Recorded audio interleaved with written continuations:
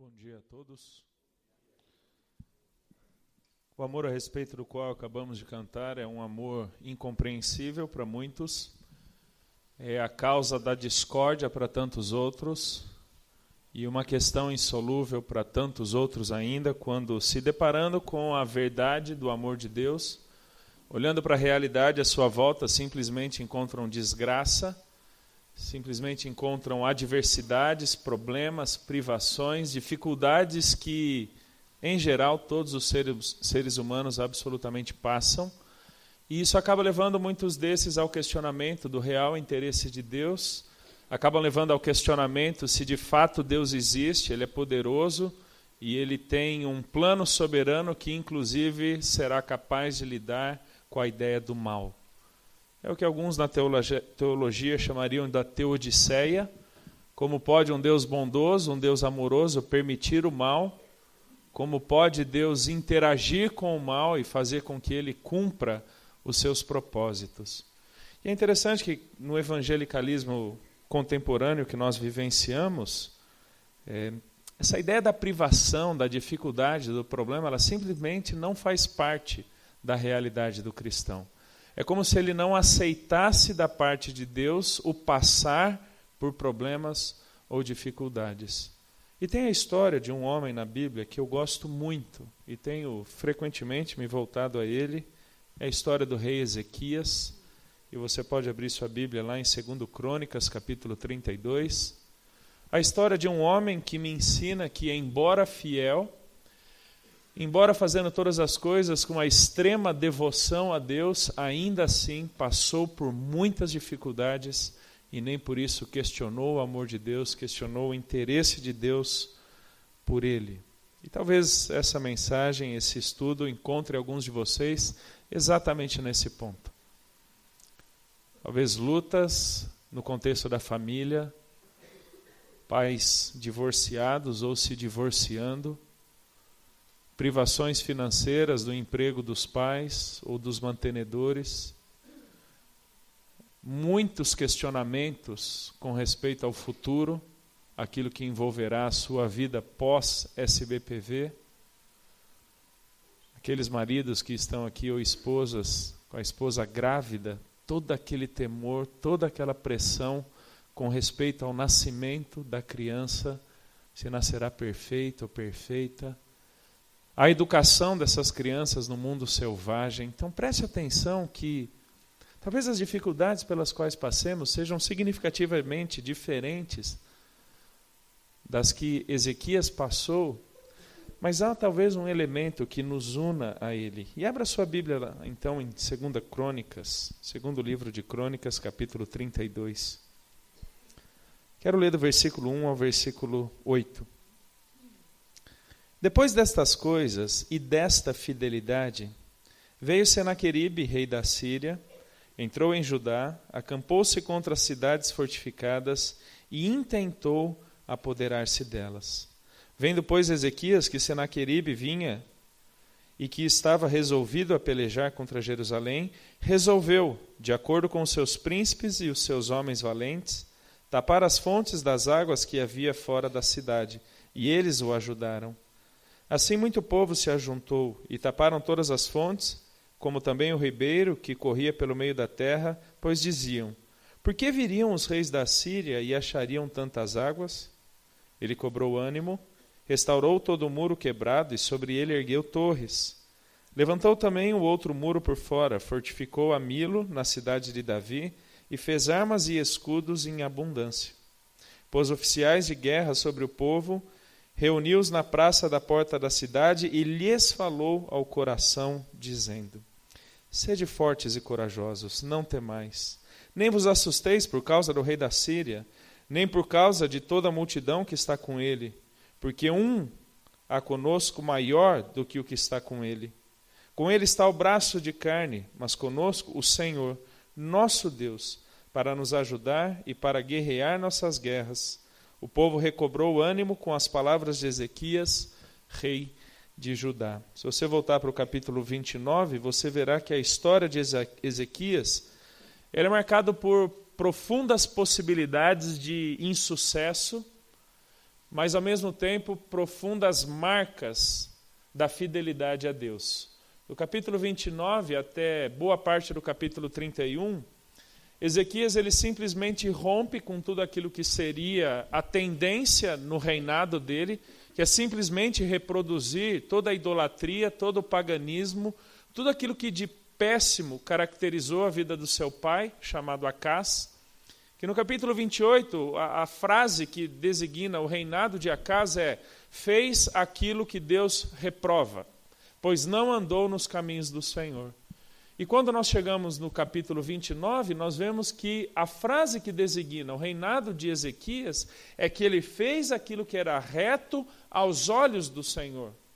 Um jovem não mais que com 22, 23 anos de idade, e que de acordo com os textos paralelos de 2 Reis 18, bem como Isaías 36, nós vemos que nesse momento aqui da batalha com Senaqueribe, Ezequias tem algo em torno de 36 anos de idade, 14 anos já haviam se passado no seu reinado, e aquilo que caracterizou os 14 anos anteriores é aquilo que continua caracterizando a vida no exato momento em que provavelmente ele tem a maior provação, o maior problema no seu reinado, que é a guerra contra Senaqueribe.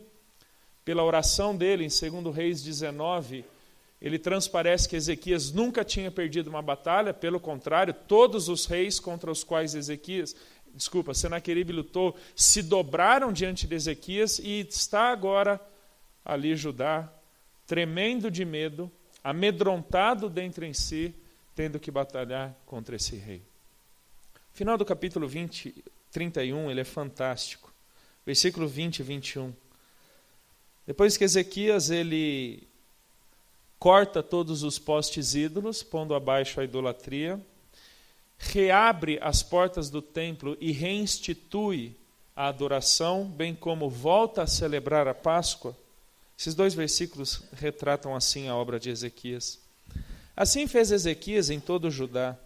Fez o que era bom, reto e verdadeiro perante o Senhor seu Deus. Em toda a obra que começou no serviço da casa de Deus, na lei e nos mandamentos, para buscar a seu Deus, e de todo o coração o fez, e prosperou. E exatamente o que conecta os vários eventos dessa história é a palavra fidelidade. A palavra fidelidade é a linha mestra na história de Ezequias, quando tanto a fidelidade de Deus para com o povo, quanto a fidelidade de Ezequias para com Deus, é exatamente aquilo que demonstrará o sucesso de Ezequias em meio à batalha. Infelizmente, o final da vida desse homem é de um homem orgulhoso, arrogante, que acha que o governo do povo e o destino da sua vida está em suas próprias mãos. Mas até esse ponto, a marca característica do seu reinado é fidelidade a Deus. E é exatamente essa forma que começa o capítulo 32, que fala depois dessas coisas e desta fidelidade. Ou como a NVI fala, depois de tudo que Ezequias fez com tanta fidelidade.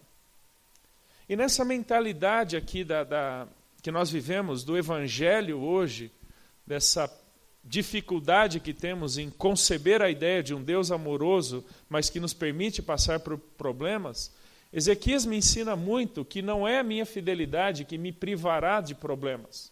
Pelo contrário, é muito provável que a minha fidelidade a Deus trará tantas outras dificuldades, privações e problemas, não tanto porque todas essas coisas sejam opostas a Deus, mas justamente por eu estar íntimo com Deus, vivenciando a realidade da minha vida com Deus, algumas dessas dificuldades nos acometerão. Pessoal, cuidado para não achar que dificuldade, problema, adversidade, tensão é a única forma de Deus trazer disciplina ou punição ao seu povo. Infelizmente, nós achamos isso. Quando estamos em dificuldade, é como se o nosso relacionamento estivesse com Deus. Você já se questionou assim? Você já parou para fazer um raio-x da tua vida com Deus por causa dos problemas que você estava passando, na tendência de achar que aqueles problemas eram resultante de uma má comunhão com Deus? Cuidado, não necessariamente. Porque a fidelidade a Deus não nos impede de passar por dificuldades. Mas eu te direi uma coisa, sem a fidelidade a Deus, não teremos como passar pelas dificuldades. E sejam elas quais forem. Então esse é o primeiro retrato que a gente encontra aqui nesse homem. Fiel a Deus, temente ao Senhor. Nos versículos finais aí do capítulo 31, há uma expressão hebraica muito interessante, e a expressão lipanei, ou lifanei, que dá a ideia de ele conduz a sua vida na presença de Deus. Então é um homem que anda com Deus, é um homem que caminha na presença de Deus, diante da face de Deus, e que tem Deus como alguém íntimo, próximo, mas nem por isso é privado das dificuldades. Quando você olha para a vida de Paulo, para a vida do Senhor Jesus, para a vida daqueles homens e mulheres da Bíblia, nós perceberemos exatamente isso, que não é a fidelidade que impede dificuldades. Mas volto a afirmar, sem essa fidelidade não temos como passar pelas dificuldades. E o texto continua, como você viu, falando sobre a estratégia de Ezequias em como fazer frente ali ao rei, ao senhor da Síria, chamado Senaqueribe. Mas Ezequias percebe que de alguma forma o povo estava amedrontado, o povo estava vacilante diante daquela iminente guerra, e ele então no versículo 7 diz: sede fortes e corajosos. Você lembra de algum outro contexto em que essa dupla aparece? 3 vezes em Josué 1. Uma vez no conselho de Davi a Salomão, quando este está para empreender a construção do templo.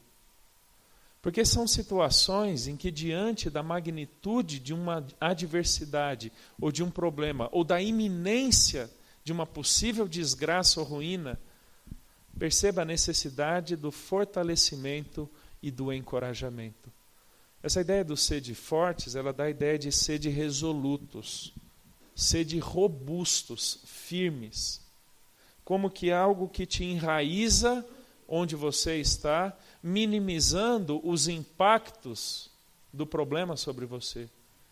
E a segunda expressão, corajosos, é o termo hebraico amatz, que inclusive deu nome a uma das turmas do SBPV no passado, que dá a ideia de um destemor, porque a maneira como você lida com a adversidade não foca a adversidade em si, mas o que te desafia ou te sustenta em meio à dificuldade. E que pela sequência das palavras aqui de Ezequias, nós veremos justamente que o que dá firmeza e coragem não era o fato de Israel ter tido toda a estratégia ali de cortar a água e a fonte de alimentação. Inclusive na sequência, quando o Senaqueribe manda mensagens a Ezequias, ele debocha de Deus. Ele debocha de Ezequias como que dizendo: você acha que você, cortando a minha comida e a minha água, você me impedirá de te vencer?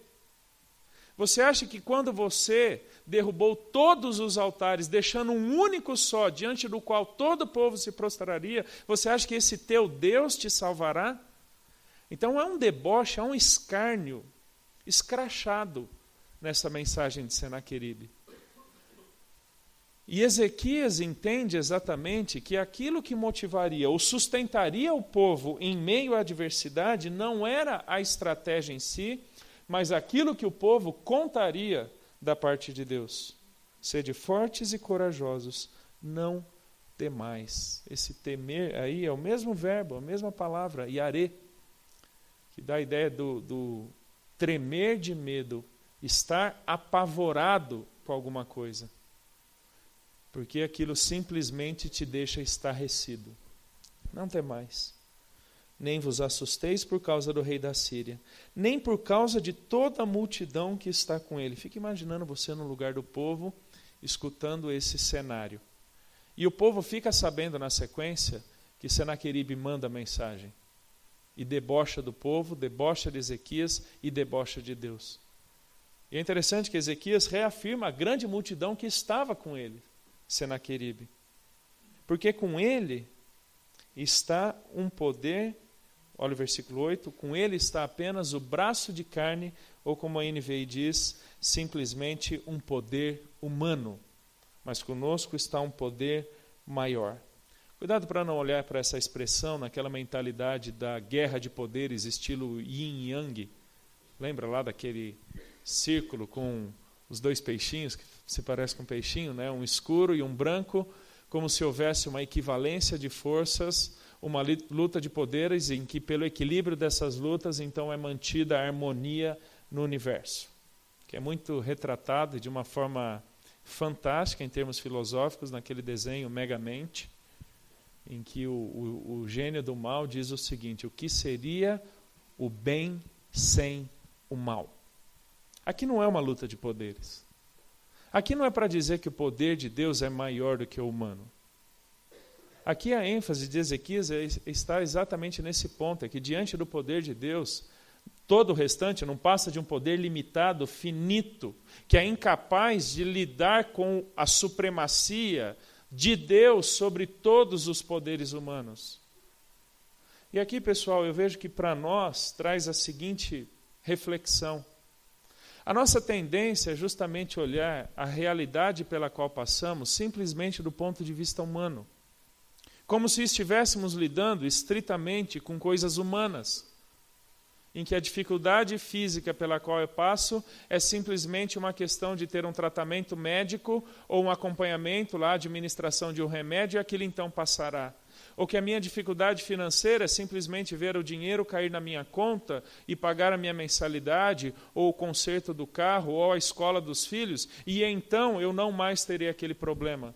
Ou que a dificuldade no contexto do casamento é simplesmente eu sentar, conversar, resolver, ou planejar melhor a semana, então todas as coisas se resolvem. Porque na perspectiva de Ezequias, é muito provável que o povo estivesse quantificando os inimigos. Vendo o tamanho, porque pela própria maneira como as cidades eram construídas, e a maneira como a guerra acontecia naquela época, às vezes um exército inimigo, eles sitiavam uma cidade e ficavam ali meses. Eles não batalhavam já quando chegavam.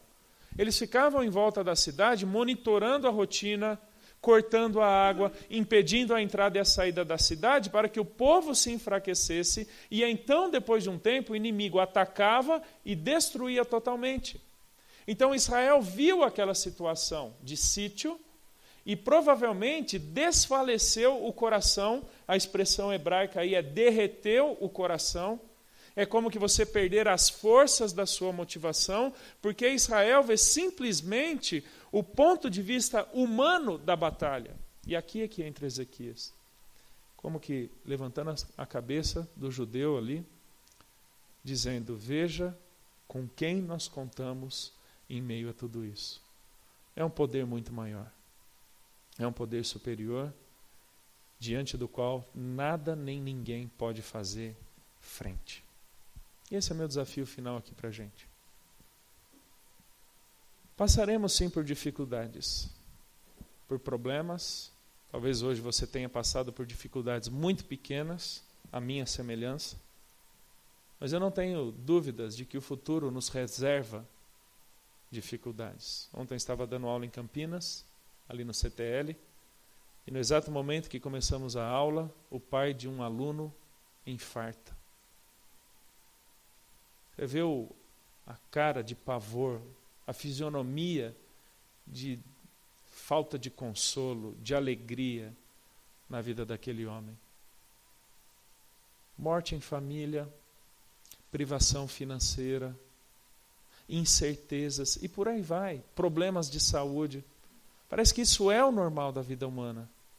Mas não nos esqueçamos que em meio a estas situações, nós temos um Deus com quem podemos contar, que está acima de todo e qualquer poder humano. Não vai usar errado essa frase de Ezequias, quando ele diz que é o Senhor que nos ajuda a guerrear as nossas guerras. Deus não tem compromisso nenhum em guerrear a minha guerra, a não ser que essa guerra seja primeiramente dele. Não use nenhum salmo imprecatório para desferi-lo contra pessoas que você não gosta, porque pode ser que tais pessoas não sejam inimigas de Deus. Porque os salmos imprecatórios só têm sentido quando desferidos contra os inimigos de Deus, não meus inimigos pessoais. Um termo muito legal no Antigo Testamento que é muito usado em Malaquias, é o Yahweh Tsevaot, que quer dizer o Senhor dos exércitos. É o Deus que, frente aos exércitos humanos, simplesmente se sobressai, porque ninguém diante dele é algo senão poeira. Queridos, quando passamos por dificuldades que são fruto da nossa fidelidade a Deus, é com este Deus que nós podemos contar. É com este Deus que podemos ter nossas motivações, nossa alegria, ou, como diz a expressão, o ânimo do nosso coração renovado, porque é exatamente com a ajuda dele que contaremos para passar por tudo aquilo. Para o pessoal do TM que estava na série de mensagens do pastor Domingos, é aquilo que Paulo diz em 2 Coríntios. Bendito Deus e Pai de nosso Senhor Jesus Cristo, que nos tem consolado em meio às adversidades. Se você está passando por algo desse tipo, deixe Deus renovar tua esperança, tua expectativa, renovar teu coração. Se você ainda não passou por isso, agarre-se a essa certeza de que nem toda adversidade é fruto de um relacionamento ruim com Deus. Mas muitas vezes a fidelidade a Deus nos trará algumas dificuldades. Não se esqueça que sem ela, a fidelidade a Deus, simplesmente não teremos uma visão correta da situação, uma visão correta de Deus e, portanto, deixaremos de contar com a bênção dele, a condução dele a nosso favor. Vamos orar e assim tenham um bom dia. Deus, o Senhor sabe aquilo pelo que cada um aqui está passando, a família de cada um, a igreja de cada um. Se há porventura alguém aqui que tem perdido a alegria, a paz, o sono, a esperança por causa desses problemas, Deus, eu peço que o Senhor renove seus corações.